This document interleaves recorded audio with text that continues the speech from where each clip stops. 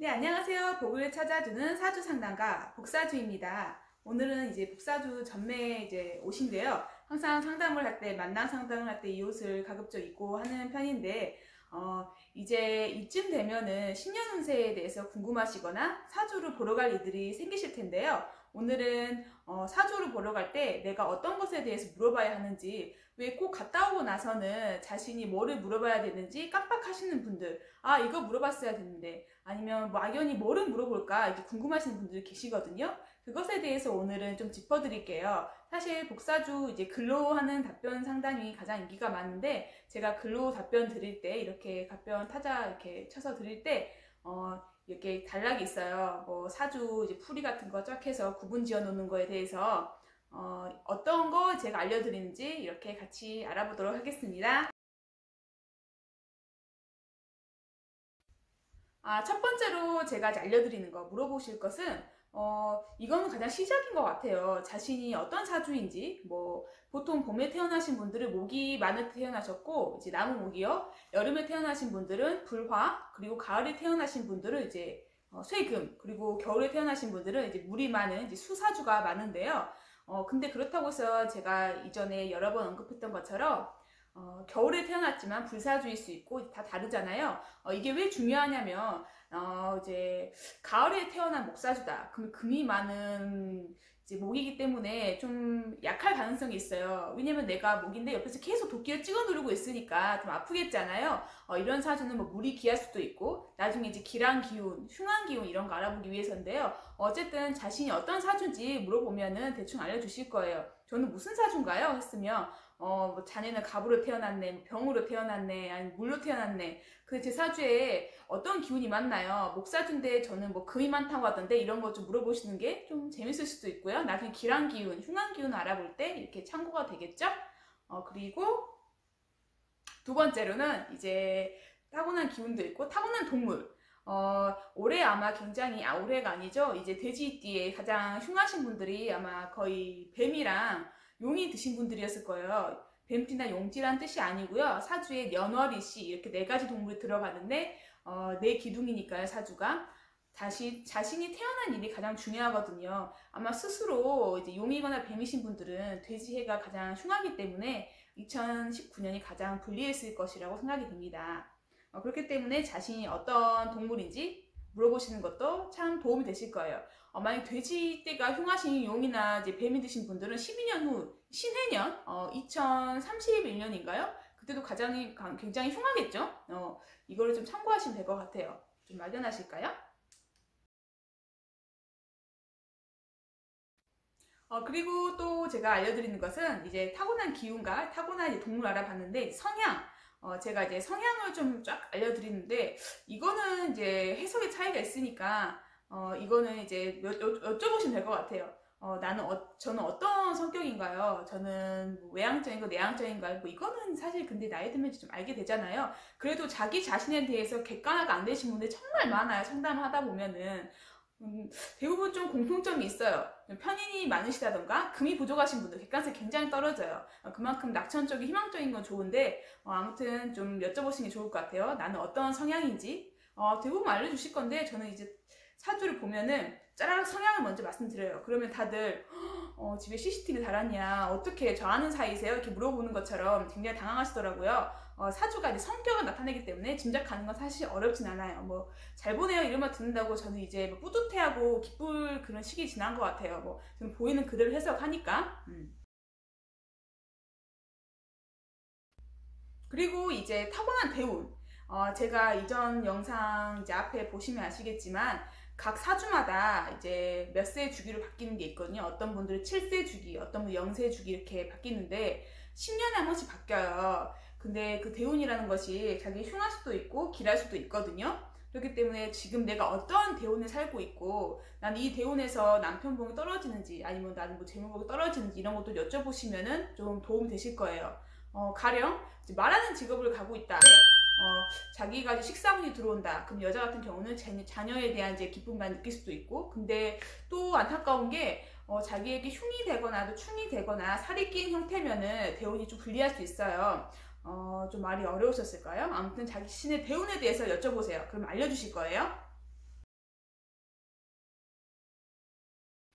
배운 다음에는 이제 여러 가지 남았죠. 사람들이 평소에 궁금해하는 거. 이제 직업운, 재물운, 이성운, 배우자운, 그리고 자녀운, 건강운 이렇게 말씀드릴 수 있을 것 같은데요. 직업운 같은 경우에는 딱 보면 이제 거의 사이즈가 나와요. 아, 이분은 공부를 열심히 해서 학자로 가야겠다. 이분은 이제 관직운으로 올라야지 방황이 없겠다. 이분은 사업 장업으로 가야 된다. 이런 식으로 나오거든요. 보통 부모님의 뭐 그런 기대나 아니면 자신이 어쨌든 지금 너무 취업난이라서 가장 안타까운 경우를 많이 봤는데 정말 능력이 많고 사업가 사주고 정말 수완도 좋으신 분들인데 현재 취업난 때문에 공무원 공시생들이 굉장히 많더라고요. 사주 상담할 때 좀 안타깝긴 해요.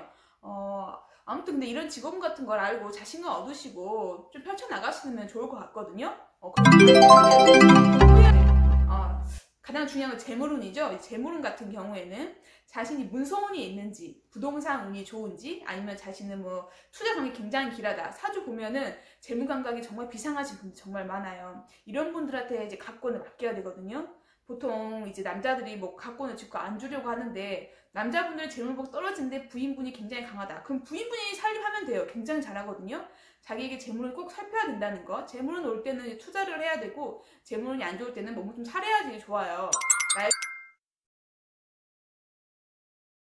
다 이제 논리적인 거죠. 사주도. 내가 가만히 있는 나쁜 남자가 오는 게 아니라 그런 여자분들은 사주에 나쁜 남자 있는 분들은 나쁜 남자 끌려해요. 다 원인이 있어요. 그리고 사주에서 바람둥이 남자들 뭐 여자가 많이 따라 붙는 게 아니라 본인이 이렇게 흘리고 다녀요. 여자도 마찬가지고. 어쨌든 배우자 궁을 봐서 나에게 이런 스타일이 있구나. 나는 배우자 나보다 조건이 좀 떨어진다. 그러면 너무 조건 찾지 마시고 마음이 중요하신 분들도 있고 조건이 중요하신 분들도 있거든요. 각양각색이에요. 그리고 내가 먼저 좋아해야 되는 거 아니면 남이 날 먼저 좋아해야 되는지 좀 다 다르거든요. 말이 너무 빨라진 것 같죠. 제가 이번에는 말을 좀 천천히 하려고 했는데 역시나 잘 안 되네요. 앞으로는 지킬 수 없는 약속은 하지 건강운은 이제 어떤 오행 중에서 한 가지 오행이 공격받고 있다. 금이 너무 많은데 가운데 목이 딱 하나 있다. 수도 없다. 그러면 금이 막 치고 있잖아요. 뭐 그 나무를 안 그래도 아픈데 계속 뭐 그런 분들은 디스크나 골절 이런 게 좀 아플 수 있거든요. 그리고 간도 굉장히 안 좋으세요. 그리고 목 기운이 좀 약하다 이러신 분들은 절대 이제 금주하셔야 합니다. 사주문사 나올 수 있어요. 화가 약하신 분들은 보통 이제 겨울태생이 이제 화가 약할 수밖에 없는데 심장이 좀 약해요. 심장 약하다고 뭐 이제 안 좋은 게 있을까 생각하는데 나이 들면은 이제 다 나타나거든요. 병원 가면 심장 약하다 이런 것도 알 수 있어요. 그리고 작은 일에 깜짝깜짝 자주 놀라고 좀 그런 게 있고요. 이제 또 목이 너무 많은데 토가 이제 좀 적다. 그럼 목이 막 토를 치고 있기 때문에 위장이 약하신 거거든요. 그런 분들은 이제 간은 짱짱해도 신경성 이제 뭐 위통증, 위염, 위궤양이 생길 수 있겠죠. 좀 적절히 알고 대비를 하는 게 좋을 것 같아요.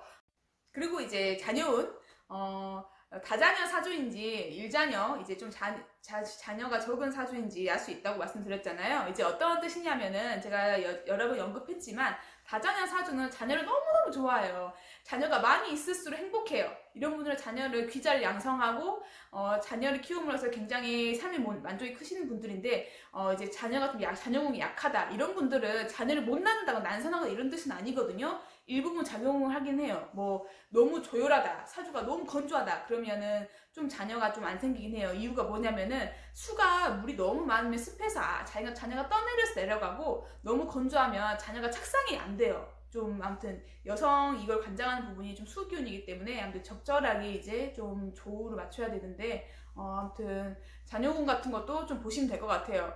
사실 결혼하고 나서 이제 자녀 한 명은 있어야지 세상 살면서 좀 눈도 있으니까. 근데 그런 거 되게 옳지 않거든요. 자녀운이 약하신 분들은 자녀 없어야지 좀 살기 편할 수 있어요. 아무튼 이쯤들을 해놓고 이제 마지막으로 제가 항상 알려드리는 게 기랑기운이 흉왕기운인데요. 이제 별거 아닌 것 같지만 사주에서 길신이 있고 희신이 있어요. 기쁠리, 이제 좋을 길 이런 뜻인데 내 사주가 나는 굉장한 신강한 목사주다. 목이 굉장히 많다. 근데 이런 분들 가장 중요하게 생각하는 게 뭘까요? 돈이겠죠. 돈을 위해서는 토기운이 와야겠죠. 토기운, 저는 이제 말씀드리죠. 단맛 나는 거 섭취하시고 탄수화물을 좀 많이 드시는 것도 괜찮다. 이런 분들은 소고기를 좀 많이 드시고 흙집을 짓거나 땅에서 많이 생활을 하세요. 그리고 색깔 같은 것도 뭐 침구류나 속옷, 의상, 뭐 아이템 같은 것도 다 이렇게 좀 노란색으로 하세요.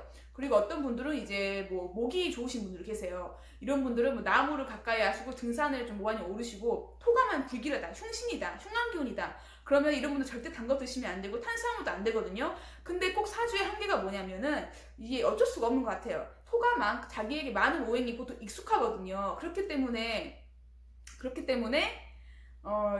이제 익숙하기 때문에 즐겨해요. 토가 많으신 분들이 아까 말씀드렸던 거 단 거 좋아하고 단 거 안 좋아 이러시는 분들 보면은 굉장히 그 탄수화물 굉장히 좋아하거든요. 밀가루, 빵, 떡, 뭐 이런 곡물류, 구황작물 굉장히 좋아하는데 대신 반대로 토가 없으신 분들은 단 거 되게 안 좋아해요. 이거는 거의 일치하기 때문에 근데 이제 먹는 게 바뀌기 쉽지 않잖아요. 색깔도 그렇고 근데 이게 좀 한계인 것 같아요. 의식적으로 노력하는 분들이 대단한 거겠죠? 금이 많으신 분은 생선 좋아하고 금 없으신 분들은 좀 비린내를 좀 안 좋아하시더라고요. 좀 그런 게 있는데 아무튼 이렇게 오늘은 사주를 보러 갈 때 어떤 것을 물어봐야 되는지 좋은 점 이런 거에 대해서 알아봤는데요. 많은 도움은 안 되겠지만 참고는 되셨을 거라 생각하고요. 오늘도 모두 복 많은 하루 되세요. 감사합니다. 궁금한 점은 복사주 블로그 이렇게 참고하시면 될 것 같아요. 뭐 별 알짜배기 종문 없는데 제가 조금씩 쓰고 있어서 사실 요새는 좀 바빠서 블로그 업데이트는 못하고 있지만 참고하시면 될 것 같습니다. 안녕히 계세요.